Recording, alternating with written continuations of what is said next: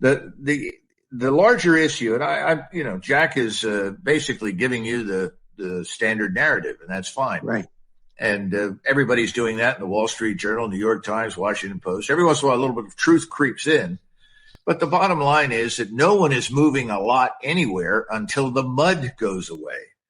And, you try to explain to Americans that this stuff is like slogging your way through 10 feet of slime that sticks everything, that stops everything. Americans can't even begin to imagine it. The only place I've seen in the United States where you come close to it is in southern Texas, where you have something they call caliche.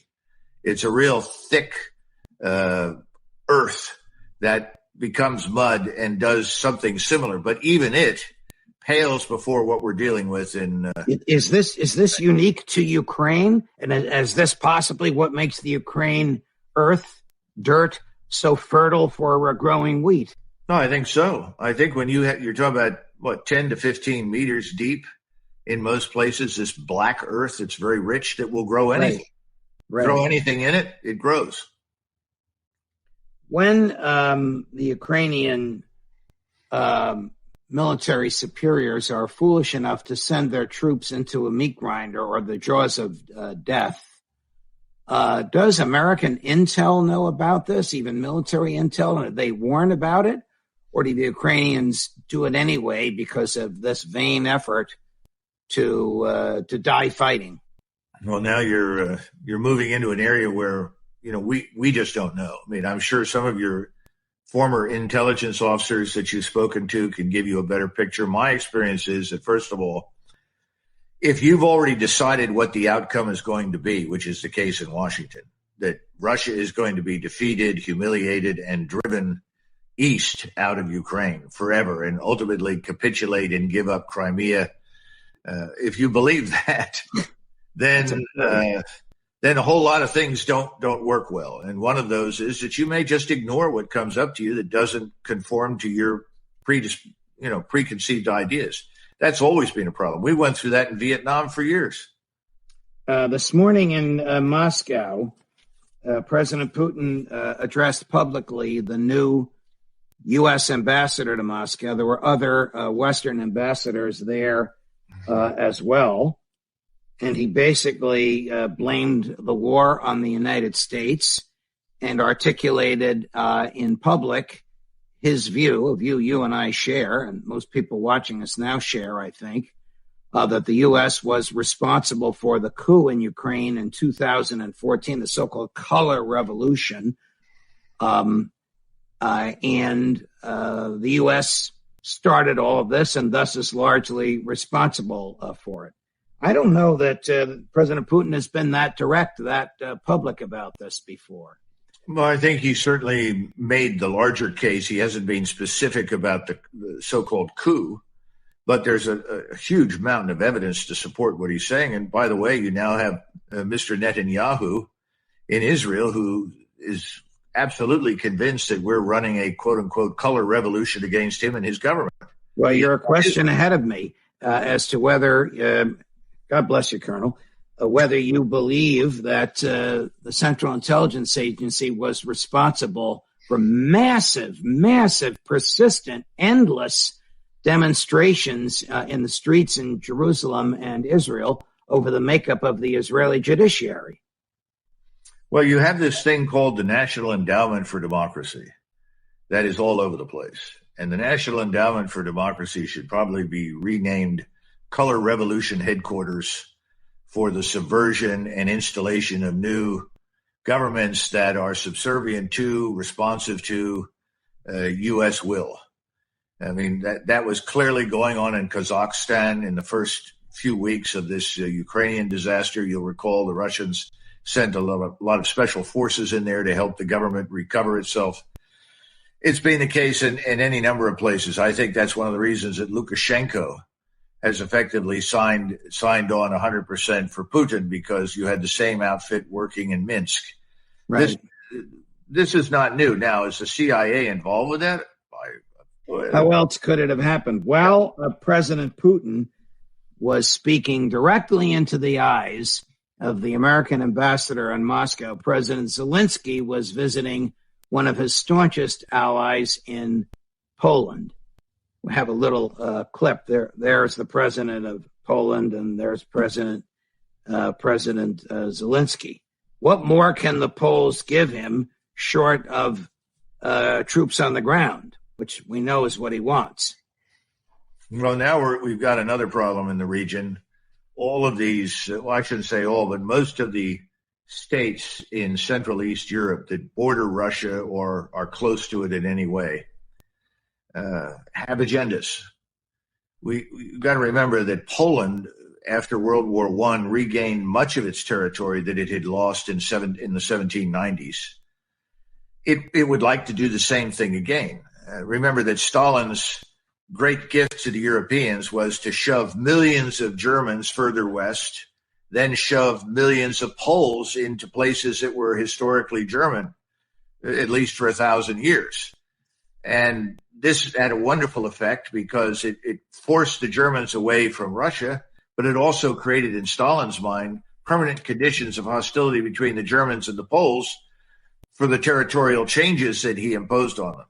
Right. Hungary lost vast territory at the end of the Second World War. The Kingdom of Hungary was part of the Austro-Hungarian Empire. Right. They controlled vast lands that are now occupied by the Romanians. Some are occupied by the Serbs.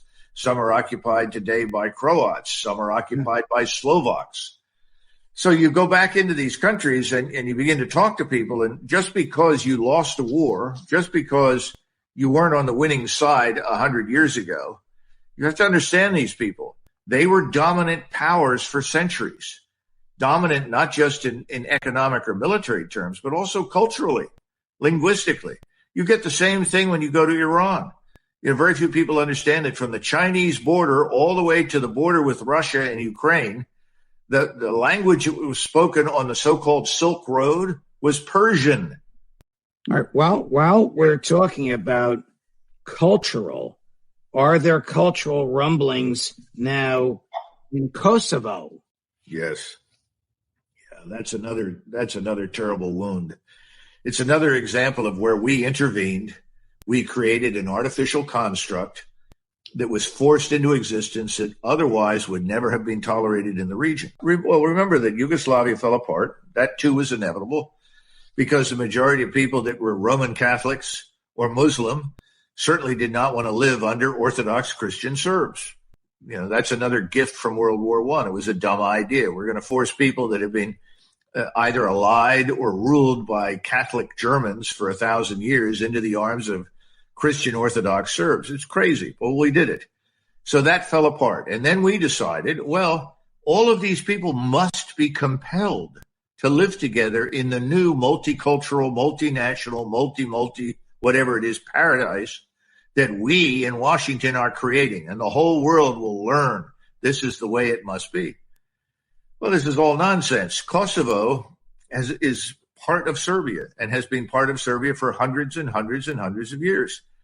They lost it a couple of times and they regained it. And they fought very hard during the Balkan Wars to get it away from the Ottoman Turks.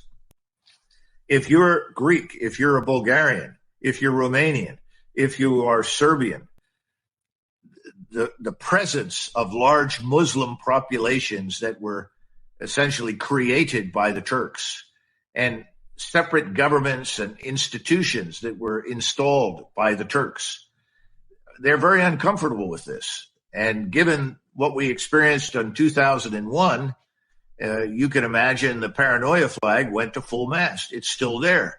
So Islamist terrorism, Islamist assassination programs, gangsterism, call it what you will, is run out of Kosovo to a large extent. It's a clearinghouse. A lot of those missing weapons from Ukraine show up in Kosovo and end up going to North Africa, down into the Arabian Peninsula. So these are all figures in the church of moralizing globalism, and they wanted to create this new paradise. And so we bombed them for 78 days. And of course, this had a hugely negative impact on all the Orthodox Christians that live in the region, because from their standpoint, we're backing an Islamist element in their neighborhood that they personally revile and detest. And we're doing it at the expense of Orthodox Christians. I mean, it's, in that part of the world, you cannot be everyone's friend. If you side with anybody, you become instantly enemies for everybody else. Of course. And then we created this mess, and this mess's fault is gradually beginning to unravel. At the same time that we just the president just authorized another $2.58 billion today in military equipment to be shipped to Ukraine. He has no off-ramp, Colonel. No, that's no political off-ramp, no moral off-ramp. He doesn't possess a moral off-ramp. I don't know how this is going to end. What do you see happening in the next 6 months? Well, remember, from their vantage point, and I'm talking about the people in power in Washington, this includes most of the people who sit in the Senate and the House. Right. If you oppose our policy, you are by definition evil.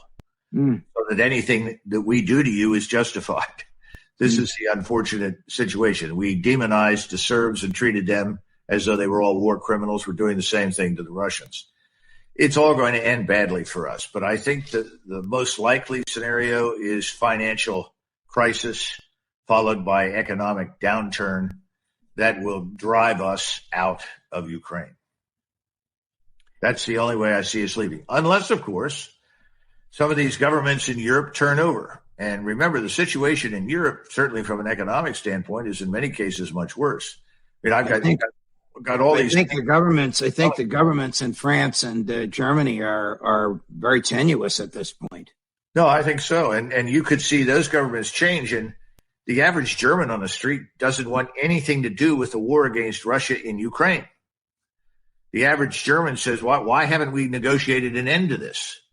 Why have we behaved as a vassal state for America? I mean, 6 weeks ago, 8 weeks ago, 10 weeks ago, people said, well, we have to be good NATO members. That's going away. People are saying, wait a minute, the cost of eggs for a dozen eggs is through the roof. We can't get the things that we need and want.